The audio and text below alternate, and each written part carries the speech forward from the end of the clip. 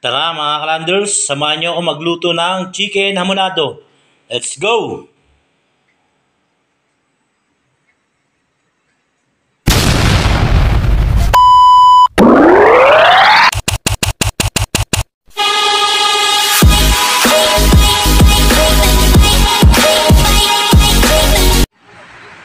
Sa paggawa po ng chicken hamonado, ito po yung mga sangkap natin gagamitin. Meron tayo ditong sibuyas, bawang, brown sugar, toyo, pineapple chunks, pineapple juice, at ang ating manok. Part po siya ng legs and picho mga kalanders.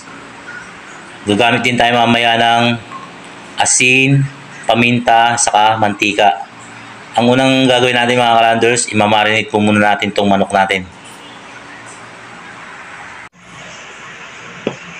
Lagay na natin ito mga kalanders, yung ating toyo, sukal na pula,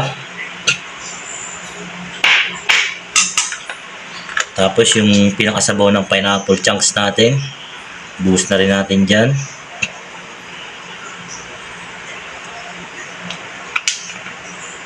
At yung ating pineapple juice, ito yung magsisilbing sabaw niya mga kalanders. Hindi na tayo gagamit ng tubig, ito na yung magpapalambot sa kanya. Yan, mix natin ito, siguro mga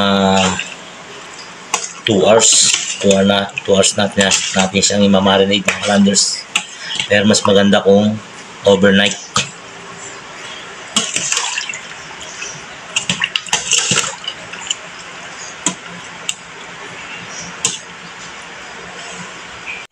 After 2 hours mga kalanders, hanguin muna natin siya, no? Tanggalin na natin sa pagkakababad niya.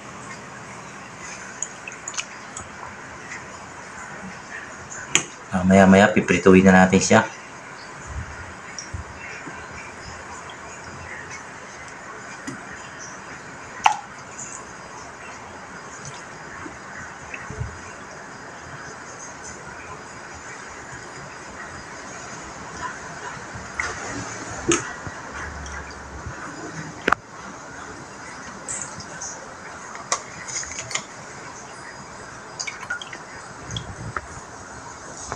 Start na tayo magprito mga kalanders.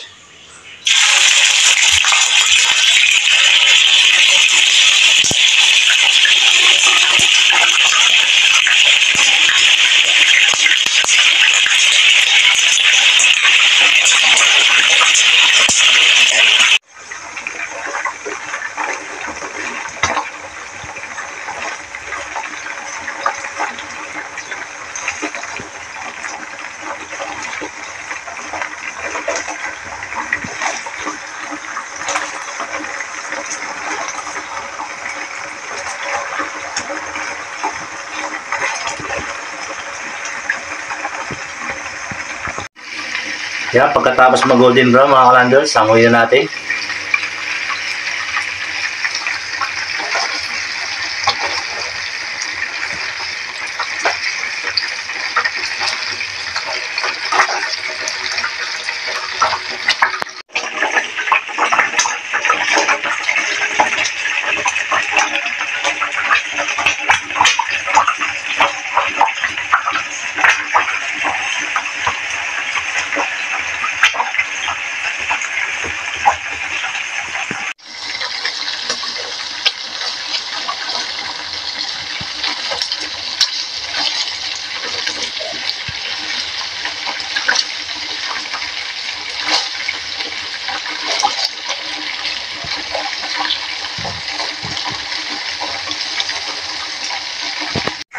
Ayan mga kalanders, pagtapos natin siya maprito, off na natin yung apoy. Hanguin na natin.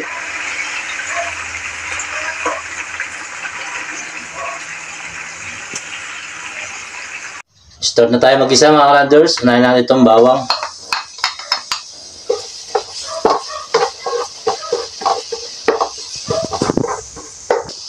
Sunod na natin itong sibuyas.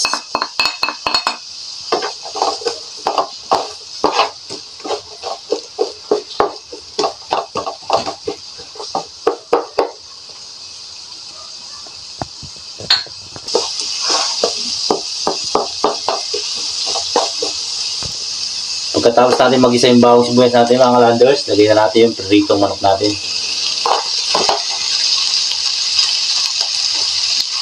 Titimplahan na natin siya ng asin.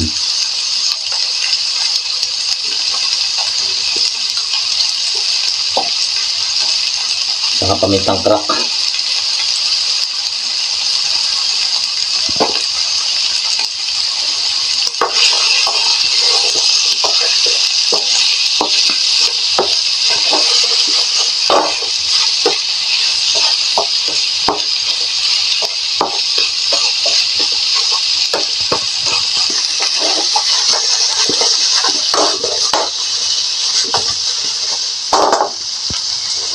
Lumaran mga kalanders.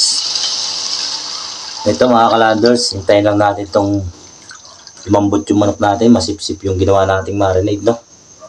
Hintayin natin siyang lumapot para masarap.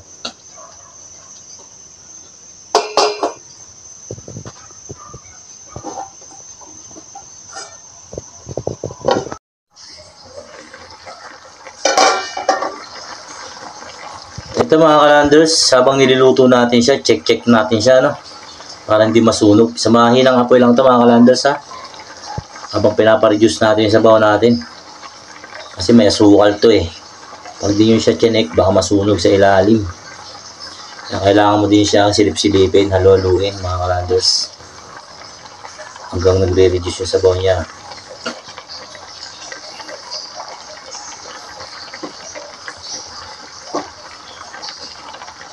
Ayan, unti-unti na siya nagre-reduce.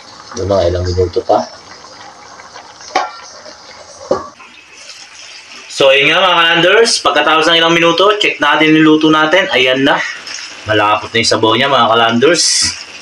Nag-reduce na ng todo. Malambot na rin yung manok natin. Ilagay na natin yung ating pineapple chunks.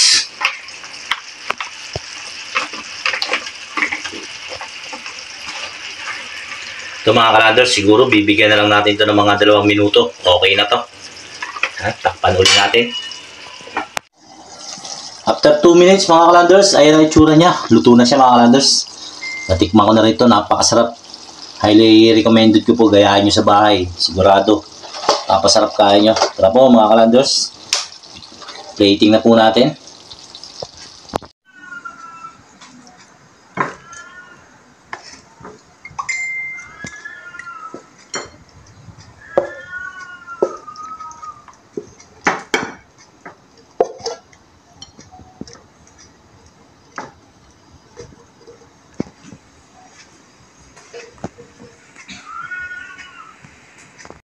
Ito na po mga kalanders, ang ating chicken hamulado.